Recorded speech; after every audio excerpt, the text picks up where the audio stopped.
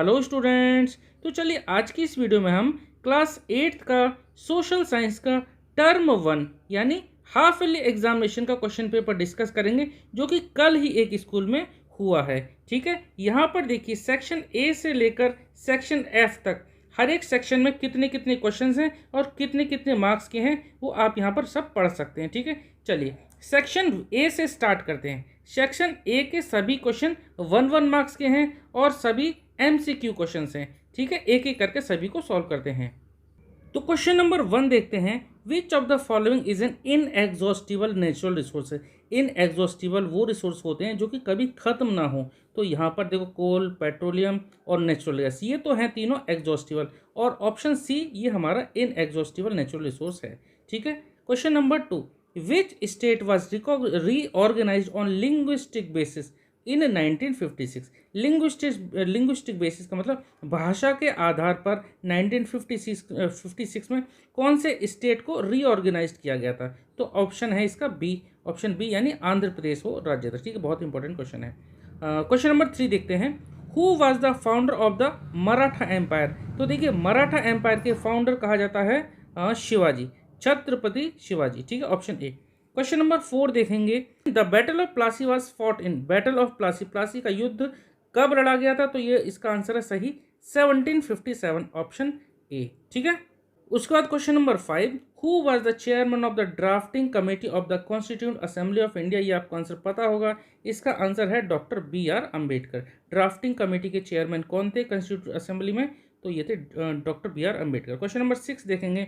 Which of the following is a biotic resource. Biotic resource जो plant से मिलती है या एनिमल से मिलती है। तो देखो एयर, वाटर, प्लांट्स, मिनरल्स। तो ये देखो A B D ये तो होंगे नहीं, तो इसका सही ऑप्शन होगा सी, प्लांट्स। ठीक है, जिसमें जो जीवित चीज होती हैं रिसोर्स की उनको बोलते हैं बायोटिक रिसोर्स। अब क्वेश्चन नंबर 7 देखते हैं। विच of the following is not considered a public facility. इनमें से ABCD 4 ऑप्शन में से कौन सी पब्लिक फैसिलिटी कंसीडर नहीं की जाती है। तो देखिए पब्लिक फैसिलिटी का मतलब होता है सरकारी फैसिलिटी। देखो वाटर सप्लाई अक्सर हमें सरकार से मिलती है। ठीक है, इसका जल विभाग होता है या फिर जल निगम हम कहें। इलेक्ट्रिसिटी डिपार्टमेंट भी होता है सरकार का। पब्लिक ट्रांसपोर्ट भी है जिसमें रोडवेज वगैरह होती हैं। प्राइवेट कार्स ये नहीं है। ठीक है, तो ऑप्शन इसका कौन सा करेक्ट है, प्राइवेट कार्स इसका करेक्ट आंसर, जो कि पब्लिक फैसिलिटी नहीं है। ठीक है, क्वेश्चन नंबर 8 करेंगे। Which article of the Indian constitution gives every adult citizen the right to vote. Vote डालने का अधिकार आर्टिकल 324, आर्टिकल 324 में मिला है। हर एक सिटीजन, हर एक एडल्ट सिटीजन यानी 18 साल से 18 साल से ऊपर के जो व्यक्ति हैं वो सब वोट डाल सकते हैं, आर्टिकल 324। क्वेश्चन नंबर 9 करेंगे। क्वेश्चन नंबर 9 देखते हैं। The Marathas were known for which military strategy. तो देखिए मराठाज की जो मिलिट्री स्ट्रेटजी थी वो थी गुरिल्ला वारफेयर। ठीक है, फिर क्वेश्चन नंबर 10 देखते हैं। Which European colonial force was decisively defeated by the force of Travancore under king Marthanda Varma at the battle of Colachel in 1741। तो देखिए इसका आंसर है the Dutch, option B. Question number 11 देखेंगे। The term universal franchise means. तो देखो इसी तरह के ऊपर भी क्वेश्चन था, और इसका मतलब होता है कि सभी एडल्ट जो 18 साल से ऊपर के हैं या 18 साल के वो वोट डालने का उनको अधिकार है। ठीक है, option C. Question number 12, which of the following is an exhaustible resource. जो खत्म हो सकते हैं ऐसे रिसोर्स हैं, ऑप्शन सी यानी कोयला है। बाकी सनलाइट, विंड और वाटर इनको इनएग्जॉस्टिबल रिसोर्स की कैटेगरी में रखते हैं। Question number 13, which battle mark the beginning of British rule in India. तो देखो ब्रिटिश रूल कौन से युद्ध के बाद स्टार्ट हो गया था इंडिया में।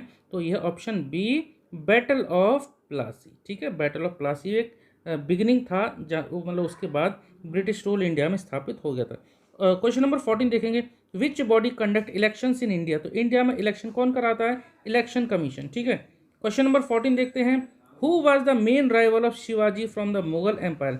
तो मुगल एम्पायर का जो मेन राइवल था, ऑप्शन सी औरंगजेब। ठीक है, क्वेश्चन नंबर 16 देखेंगे। Which is not a conventional sources of energy. इनमें से कौन सा कन्वेंशनल सोर्स ऑफ एनर्जी नहीं है। ठीक है, नहीं है पूछा है। देखो पेट्रोलियम हुआ, कोल हुआ, नेचुरल गैस, ये तीनों एक ही कैटेगरी के हैं, और आई थिंक ये क्वेश्चन ऊपर भी है। ठीक है, वहाँ पे एग्जॉस्टिबल था शायद, नॉन एग्जॉस्टिबल कुछ इस तरह का था। तो ऑप्शन सी इसका correct answer, solar energy conventional resource मतलब सोर्स ऑफ एनर्जी नहीं है। ठीक है, उसके बाद है question number 17। The British East India company first came to India for, पहली बार जब ब्रिटिश ईस्ट इंडिया कंपनी आई थी तो किसके लिए आई थी? स्पाइसेस एंड ट्रेड, व्यापार और मसालों का व्यापार खासतौर से इसके लिए आई थी। ठीक है, क्वेश्चन नंबर 18 देखते हैं। Who appoints the chief election commissioner of India, इसको प्रेसिडेंट इलेक्ट करते हैं, मतलब अपॉइंट करते हैं, इलेक्ट नहीं अपॉइंट करते हैं। प्रेसिडेंट जो है chief election commissioner of India को अपॉइंट करते हैं। ठीक है, क्वेश्चन नंबर 19 है which dynasty ruled most of the Maharashtra during the 13th century with Devagiri as its capital, कौन सी डायनेस्टी ने ज्यादातर महाराष्ट्र पर रूल किया 13th सेंचुरी के दौरान और जिसकी राजधानी थी देवगिरी? ठीक है, तो इसका सही आंसर है option B, the Yadava dynasty. ठीक है, चलिए क्वेश्चन नंबर 20 करेंगे, ये लास्ट एमसीक्यू है। What is that system of government called, उस सिस्टम का नाम बताना गवर्नमेंट का where a small group of wealthy और इन्फ्लुएंशियल पीपल रूल। ठीक है, जहां पर एक छोटा ग्रुप है वेल्दी पीपल का या इन्फ्लुएंशियल पीपल का, वो राज करते हैं, तो इस तरह की सिस्टम को, इस तरह की गवर्नमेंट के सिस्टम को बोलते हैं ओलिगार्ची। ठीक है, इंपॉर्टेंट क्वेश्चन है। उसके बाद यहां से सेक्शन बी से स्टार्ट होते हैं वेरी शॉर्ट बेस्ड क्वेश्चन। ठीक है, तो मैं यहाँ कुछ कुछ क्वेश्चन आपको ऐसे ही बता देता हूँ और कुछ कुछ क्वेश्चन के मैं जो है आपको यहाँ साइड में लिख के दे दूंगा। ठीक है, पहला है define natural resources with example. तो देखो नेचुरल रिसोर्सेज कौन कौन से होते हैं, यहाँ पर एग्जॉस्टिबल भी होते हैं, इनएग्जॉस्टिबल भी होते हैं, कई सारी चीज़ें हैं, एग्जांपल्स के साथ मैं यहाँ पे आपको लिख दूंगा। व्हाट इज कॉलोनियलिज्म, फिर उसका अचीवमेंट ऑफ शिवाजी के क्या थे। तो यहाँ पे देखो आप ये क्वेश्चन सभी देख लीजिए और देखो दो टैक्सेस कौन कौन से थे जो कि मराठाज ने इंट्रोड्यूस किए थे, ये भी क्वेश्चन थे। ठीक है, देखो बहुत अच्छा पेपर है जो आपकी नई वाली जो एनसीईआरटी है ना, जो नया सिलेबस जो हुआ है इसी साल से, तो उसी बुक पर ये आधारित है। ठीक है, तो ये बहुत अच्छे क्वेश्चंस हैं, आपको यहाँ से सारे के सारे क्वेश्चन काफ़ी इंपॉर्टेंट मिल जाएंगे। उसके बाद देखिए सेक्शन सी स्टार्ट होता है, यहाँ पर ये सभी 60 वर्ड्स में आपको आंसर लिखने हैं। रिन्यूएबल और नॉन रिन्यूएबल रिसोर्स के क्या डिफरेंस होते हैं वो लिखने हैं। फिर सब्सिडरी अलायंस सिस्टम क्या होता है। उसके बाद देखिए नीचे काफ़ी सारे क्वेश्चन हैं, तो आप सभी क्वेश्चन को देख लीजिए, एक बार देखते जाइए, और अगर किसी क्वेश्चन में आपको डाउट हो या फिर आपका उसका आपके पास सॉल्यूशन नहीं हो या नहीं समझ में आ रहा उसका मतलब, तो आप जो मुझे ज़रूर बताना। ठीक है, फिर सेक्शन डी स्टार्ट होता है, यहाँ से केस बेस्ड क्वेश्चन स्टार्ट होते हैं। यहाँ पर पहले ही आपको ये पैसेज टाइप का दे रखा है, उसके बाद फिर ये नीचे यहाँ पर ये क्वेश्चन इनके दे रखे हैं। ठीक है, उसके बाद देखिए, उसके बाद पेज नेक्स्ट क्वेश्चन नंबर 31। ठीक है, ये आप क्वेश्चन देख लीजिए। उसके बाद ये क्वेश्चन को पढ़ के कि मतलब कि 31 में भी केस बेस्ड टाइप का क्वेश्चन है, 4 मार्क्स के क्वेश्चन है। उसके बाद ये छोटे छोटे 4 पार्ट दे रखे हैं, तो इसका आंसर आप बहुत आसानी से निकाल सकते हैं। देखने में जरूर थोड़ा सा बड़ा लग रहा हो, लेकिन जब आप पढ़ेंगे ना तो इसके आंसर आपको आसानी से मिल जाएंगे। ठीक है, उसके बाद ये शिवाजी के ऊपर एक ये 3-4 लाइन दे दी और उसके बाद फिर ये क्वेश्चन दे दिया, मतलब इनके सॉल्यूशन आपको यहाँ से निकालने। ठीक है, बहुत आसान पार्ट है, ध्यान रखना। लिखने में जरूर मतलब कि लिखा हुआ जो आपको दिख रहा है थोड़ा सा लेंथी जरूर दिख रहा होगा, लेकिन इनके आंसर आपको बहुत आसानी से मिल जाएंगे।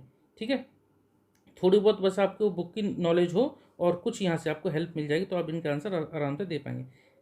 फिर स्टार्ट होता है देखिए यहाँ से सेक्शन ई।